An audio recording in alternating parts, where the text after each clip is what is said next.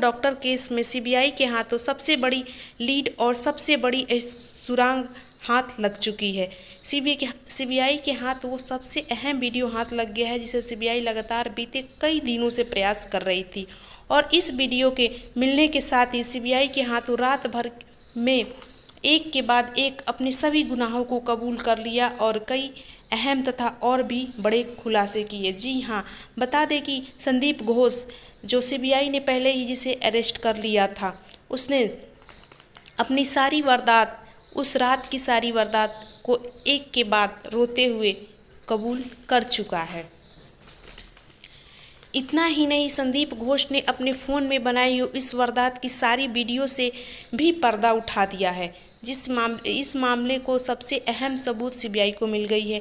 इस वीडियो को देखने के बाद सीबीआई खुद सकते में पड़ गई है। अब तक संदीप घोष को अकेले जिम्मेदार माना जा रहा था, लेकिन इस मामले में अकेला वह जिम्मेदार नहीं है। जिन 7 लोगों से पूछताछ की गई थी तथा पॉलीग्राफ टेस्ट किया गया था, उनमें से जो एक बंदा है वो एक बहुत ही बड़े अहम किरदार में है और इस वारदात की पूरी किस कांड का रचयिता है। संदीप घोष के बयान से पूरा मामला फिर से उलट-पुलट हो गया है।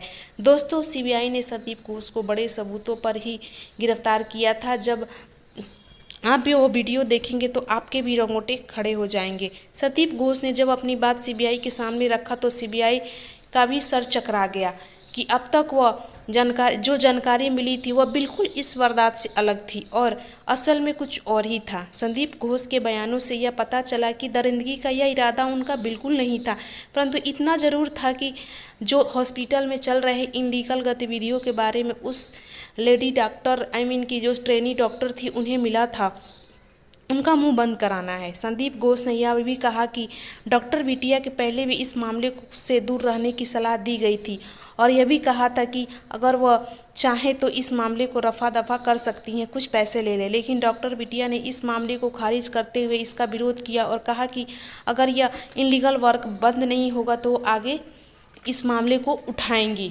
लेकिन इस वारदात में एक बात संदीप घोष ने ही नहीं, कलकत्ता के कई नामी हस्तियां भी उनके साथ थी।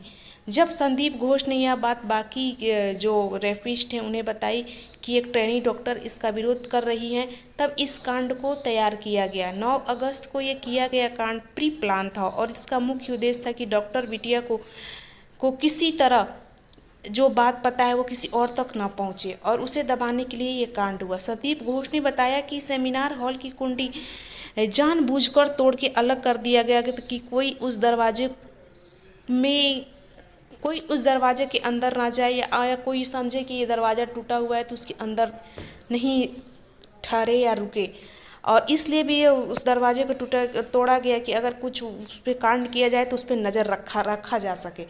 और जो सेमिनार हॉल की बगल में सीसीटीवी कैमरा था उसे कुछ दिन पहले ही इस प्री प्लान के अनुसार पहले ही हटा दिया गया था जिससे किसी को शक ना हो। संदीप घोष ने यह भी बताया कि संजय राव पहले इस कांड में शामिल नहीं था, लेकिन बाद में उसे बुलाया गया, जो 4:03 में अपने बाइक के साथ आरकेजे हॉस्पिटल पहुंचा, जिसको सीसीटीवी पहले ही सामने आ गया था, जिससे वो बहुत ही जल्दी एवं हड़बड़ाया हुआ अंदर आ रहा था और सीधे सेमिनार हॉल में ही जा रहा था। यहीं से शक की सुई उस पर बढ़ा रही थी। संदीप घोष ने बताया कि उसने ही फ़ोन कर उसे बुलाया था और सारे सबूत तथा डॉक्टर बिटिया को ठिकाने लगाने के लिए उसे बुलाया गया, परंतु जब उसने इस मौके को देखा तो उसने भी इस मौके का फ़ायदा उठाते अपने हवस मिटाई जो पोस्टमार्टम में सामने भी आई थी तथा उसने डॉक्टर बिटिया के टांगों को 90 डिग्री से अलग करने की कोशिश की थी। पहले उसका मुंह बंद करने के लिए 2 लोग उसके ऊपर चढ़ गए थे, जिससे संदीप घोष चला रहे टूट गई। इसको तोड़ना, एक्सपोज करना जरूरी है।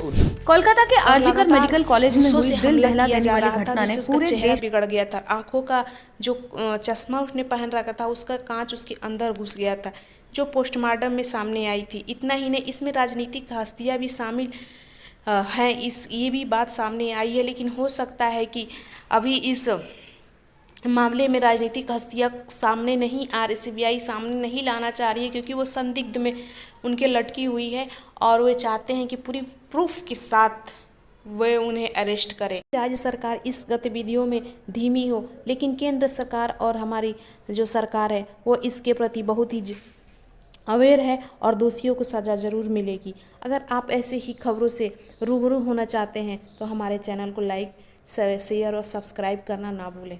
धन्यवाद।